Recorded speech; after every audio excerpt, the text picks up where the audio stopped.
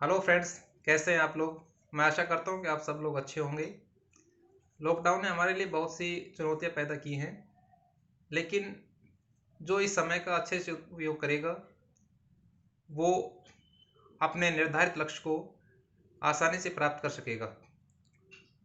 आज से मैं पटवार के लिए मैथ और रीजनिंग का जो सिलेबस है उसको शुरू कर रहा हूँ और ये कंप्लीट सिलेबस मैं करवाऊँगा। ये टोटल जो भाग है अपना, इसमें से 45 प्रश्न आते हैं 2-2 नंबर के, तो कुल मिलाकर ये 90 नंबर हो जाता है। और जो 150 प्रश्न अर्थात 300 नंबर में से एक बहुत बड़ा भाग है, इसलिए इस भाग को छोड़ा नहीं जा सकता। आप में से बहुत से लोग होंगे जो मैथमेटिकल बैकग्राउंड से नहीं होंगे, तो उनको ये भाग हो सकता है कि थोड़ा मुश्किल लगे, लेकिन हम एकदम बेसिक से इसकी शुरुआत करते हुए आगे बढ़ेंगे। तो किसी भी चीज़ को शुरू करने से पहले उसके बारे में जान लेना बहुत ज़रूरी है।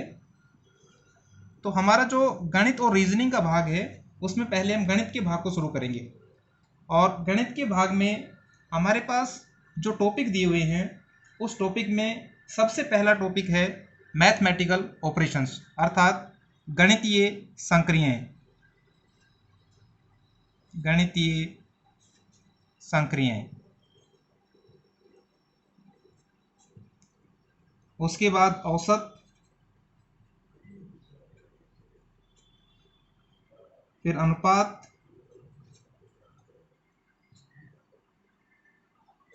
फिर आयतन, फिर क्षेत्रफल,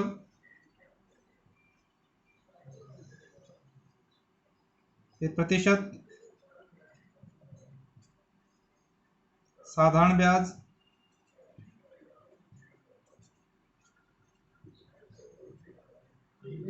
चक्रवृद्धि ब्याज,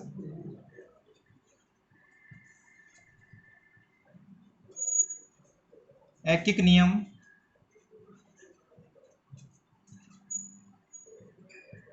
और लाभ व हानि।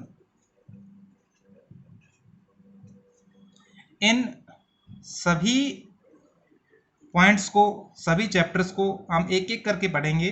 और सबसे पहले हम शुरुआत करेंगे गणितीय संक्रियाओं का। सभी लोग, चाहे वो मैथमेटिकल बैकग्राउंड के हों या ना हो, जोड़, बाकी, गुणा, भाग से परिचित होते हैं, लेकिन फिर भी इसमें कुछ ऐसी चीज़ें होती हैं जिसकी वजह से हम कुछ बहुत ही आसान सवालों को भी गलत कर बैठते हैं। तो इसके लिए जो सबसे बेसिक चीज़ आती है, वो आती है कि इन जो अपने गणितीय संक्रियाएं हैं, मैथमेटिकल ऑपरेशंस हैं, उनका क्रम क्या हो। और ये क्रम जो है वो अपना होता है V, B, O, D, M, A, S. V BODMAS, जिसमें वी को हम विनकुलम बोलते हैं, लेकिन आसानी के लिए हम इसको बार भी बोल लेंगे। बी ब्रैकेट, ओ ऑफ का, डी डिवीजन भाग, मल्टीप्लिकेशन गुणा, एडिशन जोड़, सब्ट्रैक्शन भाग, सॉरी घटा। तो इसी क्रम में हमें अपनी सभी संक्रियाओं को करना है। इसमें अगर इस कॉन्सेप्ट को आप लोग अच्छे से समझ लेंगे तो आपको कोई दिक्कत नहीं आएगी। एक बार दोबारा देखें, ये वरीयता क्रम है जिससे हमारे गणितीय संक्रियाओं में हमें यूज करना है। किसी भी क्रिया में अगर इनमें से कोई भी संक्रिया आपको करनी है, तो सबसे पहले जो यहाँ पर अपना सबसे पहले आया है वो पहले होगा। वेनकुलम सबसे पहले होगा। वेनकुलम का मतलब होता है जब हम किसी नव संख्याओं के ऊपर एक बार लगा देते हैं, एक रेखा बंधनी लगा देते हैं। तो सबसे पहले हमें उनको हल करते समय रेखा बंधनी को हल करना है, फिर ब्रैकेट को हल करेंगे, फिर ऑफ को हल करेंगे। ऑफ का हिंदी होता है का, फिर डिवीजन भाग, मल्टीप्लिकेशन गुणा, एडिशन जोड़ और सब्ट्रैक्शन घटा। और ब्रैकेट में भी आपको ये ध्यान रखना है कि सबसे पहले हम छोटे ब्रैकेट को हल करेंगे, उसके बाद मंझले ब्रैकेट को हल करेंगे और अंत में बड़े ब्रैकेट को हल करेंगे। सबसे पहले छोटे ब्रैकेट को, फिर मंझले ब्रैकेट को और उसके बाद हम बड़े ब्रैकेट को हल करेंगे।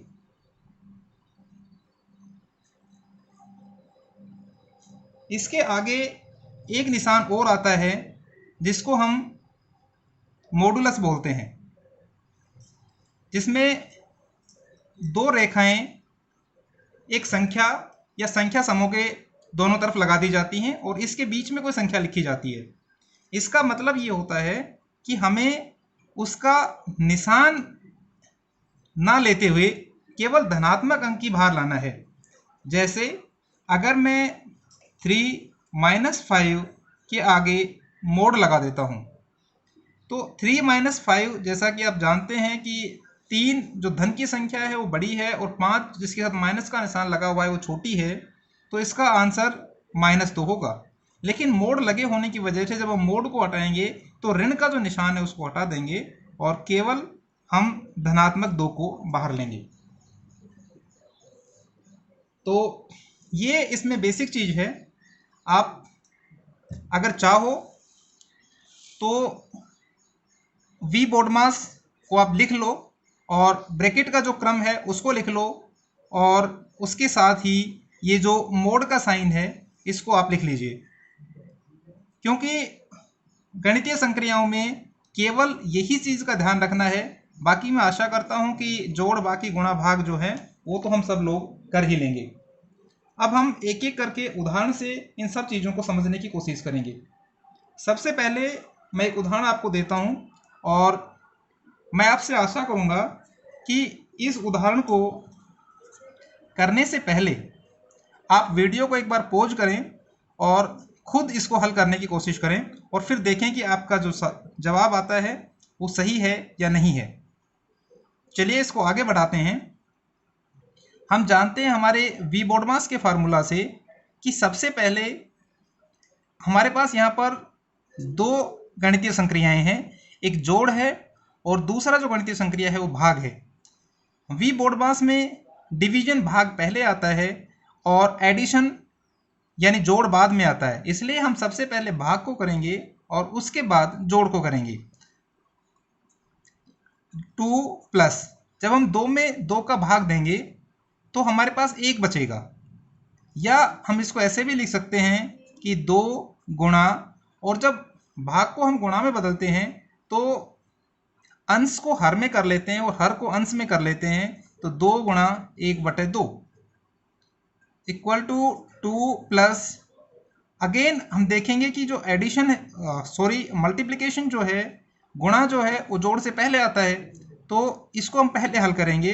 तो 2 गुणा 1 2/2 इक्वल्स टू 2 प्लस, जब 2 में 2 का भाग देंगे तो 1 आ जाएगा और जब 2 में 1 हम जोड़ेंगे तो हमारा आंसर 3 आ जाएगा। एक दूसरा उदाहरण हम लेते हैं जिसमें हमने लिया 2 भाग 2 प्लस 2। आपको ध्यान देने की जरूरत यह है कि जब हम वी बोडमास को हल करते हैं और किसी एक संक्रिया को पहले हल कर रहे हैं तो सबसे पहले आप केवल उसी संक्रिया के साथ जो संख्याएं दी हुई हैं उन्हीं के ऊपर उस संक्रिया को करेंगे। आगे पीछे जो भी संक्रिया दी हुई है उसके साथ हमें कुछ भी नहीं करना है।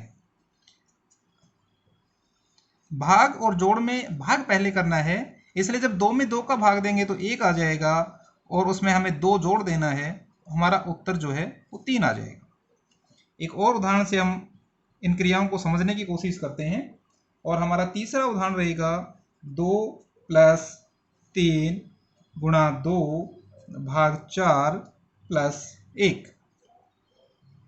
यहाँ पर आप ध्यान दें कि हमारी कुल जो संक्रियाएं हैं 1 2 3 और 4 हैं, जिसमें सबसे पहले हमें भाग करना है, इसको हम पहले नंबर पे करेंगे, उसके बाद गुणा को दूसरे नंबर पे करेंगे और 2 प्लस की संख्याएं हैं इसमें आप किसी को भी तीसरे चौथे पे कर सकते हैं, कोई फर्क नहीं पड़ेगा। इसलिए इसको तीसरे या चौथे पर कर लीजिए, और इसको जो है अगर इसको आप तीसरे पे करेंगे तो ये चौथे पे हो जाएगी, या अगर इसको तीसरे पे करेंगे तो ये चौथे पे हो जाएगी। तो सबसे पहले हम भाग को करते हैं 2 + 3 गुणा, जब हम 2 में 4 का भाग देंगे 2/4 अर्थात 2/4 अर्थात ये आ गया अपना 1/2। तो 3 गुणा 2/4 का मतलब हो गया 1/2 + 1 इक्वल्स टू 2 + अब हमें गुणा पहले करना है, तो 3 एकम 3/2 + 1 इक्वल्स टू, अब हम पहले ये भी कर सकते हैं या ये भी कर सकते हैं, या पहले 2 में एक 3 भी जोड़ सके और उसके बाद 3/2 जोड़ सकते हैं। तो जो आपको स्टेप इजी लगे उस हिसाब से आप कर लेना। तो 2 और 1 3 + 3/2। अब यहाँ पर 2 एलसीएम ले लेंगे, 3 दूनी 6 + 3 बराबर 6 और 3 9/2।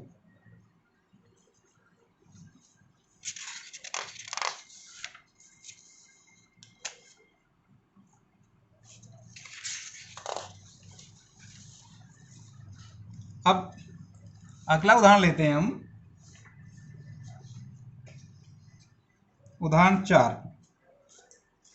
5 माइनस बड़ा ब्रैकेट 4 माइनस मंझला ब्रैकेट 3 माइनस 3 माइनस 3 माइनस 6 छोटा ब्रैकेट बंद, मंझला ब्रैकेट बंद और बड़ा ब्रैकेट बंद। अब हमें ध्यान रखने की जो चीज़ है वो अपना v बोर्डमास ही है। गणितीय संक्रियाओं में अगर आपने v बोर्डमास के ऊपर मास्टरी प्राप्त कर ली है तो आपकी सारी संक्रियाएं, सारे सवाल जो इस पर आधारित होंगे वो सही हो जाएंगे। तो यहाँ पर हम देखते हैं कि v बोर्डमास में ब्रैकेट सबसे पहले आया है और यहाँ पर तीनों ब्रैकेट हैं। तो हमने देखा था कि सबसे पहले हम छोटे ब्रैकेट को हल करेंगे, उसके बाद मंझले ब्रैकेट को हल करेंगे और उसके बाद बड़े ब्रैकेट को हल करेंगे।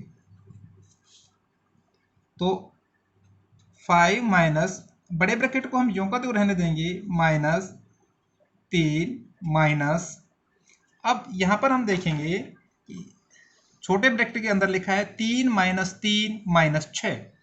तो जब 3 में से 3 चला जाएगा, या हम इसको ऐसे कर लेते हैं कि 3 और माइनस में 3 और 6 है तो 6 और 3 हो जाएगा 9, छोटा ब्रैकेट बंद, मंझला ब्रैकेट बंद, बड़ा ब्रैकेट बंद, इक्वल्स 5 माइनस 4 माइनस 3 माइनस 3 में से जब 9 जाएगा, यहाँ पर ऋण संख्या जो है वो बड़ी है धन संख्या से, इसलिए उत्तर हमारा ऋण में आएगा -6। छोटा ब्रैकेट बंद, मंझला ब्रैकेट बंद, बड़ा ब्रैकेट बंद, इक्वल्स 5 माइनस 4 माइनस मंझला ब्रैकेट 3। जब हम छोटे ब्रैकेट को खोलेंगे तो यहाँ पर माइनस का निशान है, यहाँ पर माइनस का निशान है, माइनस को माइनस से गुणा करने पर प्लस हो जाएगा, +6। अब चूंकि छोटे ब्रैकेट को हम हल कर चुके हैं तो सीधा अपना मंझला ब्रैकेट और बड़ा bracket, equals 5 minus 4 minus 6 + 3 9 equals 5 minus बड़ा ब्रैकेट 4। क्योंकि यहाँ पर माइनस है और अगर किसी संख्या के पीछे निशान ना लगा हो तो वो प्लस की होती है, प्लस को माइनस से गुणा करेंगे तो -9 और बड़ा ब्रैकेट बंद, इक्वल्स 5 माइनस 4 में से 9 घटाएंगे तो हमारे पास आएगा -5 और 5 अगेन माइनस को माइनस से गुणा करेंगे तो +5 और हमारा उत्तर आ जाएगा 10। आशा करता हूं कि आप इसको समझ रहे होंगे और जब भी आपको समय मिले आप इन सवालों को रिवाइज करते जाना। और उसके अलावा भी आपको किसी भी दूसरी बुक से क्वेश्चंस प्रैक्टिस के लिए मिलें, आप करें उन सवालों को, लेकिन जो मूल सवाल हैं वो आपको लगभग ऐसे ही मिलेंगे। अगला हम एग्जांपल लेते हैं 1 + 2 1 + 3 अपॉन 1 + 4 अपॉन 5। अब इस तरह के सवालों को देख के आपको डरने की ज़रूरत नहीं है। आप जो सबसे नीचे दिया गया है वहाँ से स्टार्ट कर लीजिए। तो यहाँ जो है हर में सबसे नीचे आपको ये दिया गया है, यहाँ से आप इसको हल करते हुए चलें और ऊपर की तरफ बढ़ते चलें।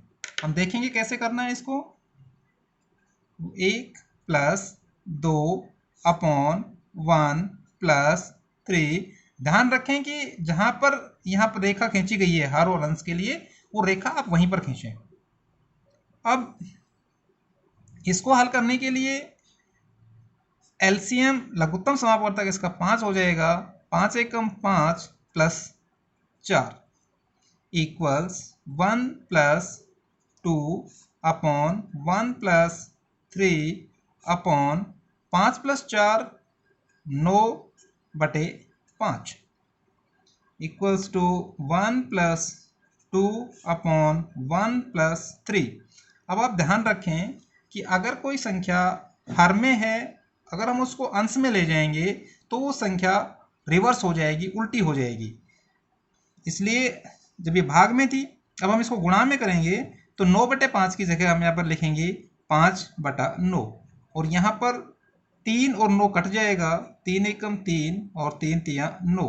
तो ये हमारे पास आ गया 1 + 2 अपॉन 1 + 5/3। इसको हम आगे हल करेंगे।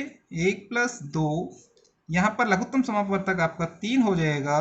3 एकम 3 + 5, ये अपना हो जाएगा 1 + 2 अपॉन 5 + 3 8/3। और इसको जब हम हल करेंगे तो ये 1 + 2 और जब 8/3 को जब आप ऊपर ले जाएंगे तो ये हो जाएगा 3/8 और ये कट जाएगा। 2 एकम 2 और 2 चौका 8, ये अपना हो जाएगा 1 + 3/4। 4 एलसीएम ले लेंगे। 4 + 3 और 4 + 3 7 हो जाएगा। तो 7/4 जो है ये अपना आंसर आ जाएगा। मैं आपको समझाने के लिए हर एक स्टेप बताने की कोशिश कर रहा हूँ, लेकिन जब आप एग्ज़ाम हॉल में इस तरह के क्वेश्चंस को सॉल्व करेंगे तो प्रैक्टिस के द्वारा आप इसमें जो स्टेप्स हैं उनको छोड़ सकते हैं। इसी क्रम में हम अगला सवाल देखते हैं। उदाहरण 6, 1 - 5 बड़ा ब्रैकेट, माफ कीजिएगा मैं सवाल को दोबारा लिखता हूँ। 1 - बड़ा ब्रैकेट 5 - मझला ब्रैकेट 2 प्लस -5 + 6 - 2 इंटू 2। अब यहाँ पर आपको एक चीज़ लग रही होगी कि मैंने ये छोटा ब्रैकेट बंद करने के बाद सीधा 2 लिख दिया है, इसके बीच में कोई भी गणितीय संक्रिया का निशान नहीं लगाया है। आप ध्यान रखें कि इस तरह जब कोई भी निशान ना हो ब्रैकेट के बाद में या ब्रैकेट से पहले, तो इसका मतलब होता है कि वो संख्या उस ब्रैकेट हल करने के बाद जो संख्या आएगी उससे गुणा होगी। अब हम इस सवाल को हल करते हैं। तो अगेन जो ध्यान रखने की बात है, मैं बार बार आपको बोल रहा हूँ, अपने को ध्यान रखना है V BODMAS। यहाँ पर सबसे पहले ब्रैकेट हल होगा और ब्रैकेट में भी सबसे पहले छोटा ब्रैकेट, फिर मंझला ब्रैकेट और फिर बड़ा ब्रैकेट। तो चलिए हल करते हैं इसको। इक्वल्स टू 1 - 5 - 2 प्लस, अब यहाँ पर माइनस का 5 और माइनस का 2 ये दोनों जुड़ के हो जाएंगे -7 + 6 और ब्रैकेट बंद इनटू या गुणा 2 मंझला ब्रैकेट बंद और बड़ा ब्रैकेट बंद इक्वल्स 1 - 5 - मंझला ब्रैकेट शुरू प्लस, जब -7 में +6 जोड़ेंगे तो -1 हो जाएगा और इसको हम 2 से गुणा कर देंगे और मंझला ब्रैकेट बंद, बड़ा ब्रैकेट बंद, इक्वल्स 1 - 5 - 2, और जब हम 2 को -1 से गुणा करेंगे तो -2, मंझला ब्रैकेट बंद, बड़ा ब्रैकेट बंद, इक्वल्स 1 - 5, और 2 में से 2 जब हम घटाएंगे तो हमारे पास हो जाएगा 0, तो 5 - 0 इक्वल्स 1 - 5 - 0 इज 5, और 1 में से जब हम 5 को घटाएंगे तो हमारे पास उत्तर आ जाएगा -4। आशा करता हूँ कि आप इनको समझ रहे होंगे, और एक बार आप मेरे साथ साथ करें, और जब भी आपको समय मिले आप इन सवालों को दोहराएं जरूर, क्योंकि गणित ही नहीं, आप कोई भी विषय पढ़ें, जब आप उसको दोहराएंगे नहीं तब तक भले ही वो समझ में आ जाए, लेकिन एग्जाम हॉल में उस सवाल को हल करने में आपको थोड़ी दिक्कत का सामना करना पड़ सकता है। अब हम अगला उदाहरण लेते हैं, जिसमें जो मैंने मोड आपको बताया था उसको इस उदाहरण में शामिल किया गया है। 9 3 - 5 का मोड -5, माफ कीजिएगा ये मोड का निशान है, 4 भाग 10 भाग में -3 5 -2 गुणा 4 भाग 2 इक्वल्स 9, और जब 3 में से 5 जाएंगे तो -2 माइनस, अब ये देखिए यहाँ पर हमने कोई निशान नहीं लगाया, इसका मतलब ये संख्या इससे गुणा होगी, और क्योंकि 4 को आगे हल करने की ज़रूरत नहीं है इसलिए हम 4 को सीधे 5 से गुणा कर देंगे, और 4 को जब 5 से गुणा करेंगे तो 20 भाग 10 माइनस, यहाँ पर सबसे पहले ब्रैकेट हल करेंगे, तो ब्रैकेट में 5 को 3 से गुणा करेंगे तो 15 माइनस 2 गुणा 4 भाग 2 इक्वल्स, ये जो मोड का निशान है इसका मतलब ये है कि जब हम इसको दूसरी संख्या से जो संक्रिया करेंगे उसमें माइनस के निशान को नहीं लेंगे, केवल प्लस के निशान को लेंगे, इसलिए 9, और ब्रैकेट या मोड का मतलब होता है गुणा, और इसको हम 2 से करेंगे क्योंकि माइनस जो है वो हट जाएगा, तो 9 गुणा 2 हमारा हो जाएगा 18 माइनस 20 भाग 10 अपॉन -15 माइनस, यहाँ पर नीचे हम देखेंगे कि पहले भाग आएगा तो -2 गुणा, जब 4 में 2 का भाग देंगे तो 2 इक्वल्स 18 माइनस 20 में 10 का भाग देंगे तो 2 भाग -15, और जब 2 को 2 से गुणा करेंगे तो 4, 18 में से जब 2 जाएंगे तो 16 अपॉन 15 और 4 19, तो ये अपना हो गया -16/19।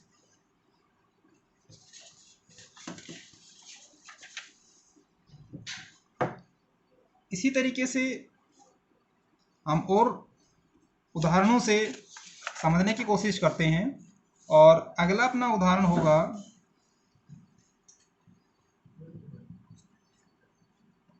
2/3 गुणा 3 भाग 5/6 भाग 2/3 का 1 सही 1/4। जब भिन्न इस तरह से मिश्र में दी हुई हों तो पहले हम भिन्न को मिश्र में नहीं रखते हुए पहले भिन्न को सोल्व करेंगे। देखिए कैसे होगा, 2/3 गुणा 3/5/6 भाग 2/3 का, इस तरह से अगर भिन्न दिया हुआ है तो इसको हम करेंगे 4 को 1 से गुणा करेंगे, 4 एकम 4 और 1 5/4। अब जो हमारा धर्म सूत्र है इसमें वो है V बोडमास। इस धर्म सूत्र को याद रखते हुए यहाँ पर सबसे पहले हमारा आ रहा है ओ का मतलब ऑफ का मतलब का। इसको हल करेंगे तो हमारा आ जाएगा 2/3 गुणा 3/5/6 2/3। और का मतलब गुणा से ही होता है, लेकिन ऑफ लगा देने से या का लगा देने से उसको हम हल सबसे पहले करते हैं, गुणा 5/4। और यहाँ पर 2 से कम 2, 2 दूनी 4, ये अपना हो गया 2/3 गुणा 3/5/6 भाग में 5 एकम 5/3 दूनी 6। अगला जो हमें हल करना है वो डिवीजन होगा, भाग होगा, तो हम उसको हल करते हैं। 2/3 गुणा 3, किसी संख्या में उसी संख्या का भाग देने पर 1 आता है, तो हम सीधा सीधा यहाँ पर 1 भी लिख सकते हैं। बाकी अगर हम इसको गुणा करके हल करना चाहें तो वो भी हल हो जाएगा 5/6। और जब हम गुणा में करेंगे तो अंश हर में चला जाएगा और हर अंश में आ जाएगा गुणा 6/5। 5 से 5 कट जाएगा और 6 से 6 कट जाएगा। तो ये अपना आ गया 2/3 गुणा 3/1। अब हम यहाँ से काटेंगे तो 3 से 3 कट जाएगा और 2 एकम 2/1 बराबर 2।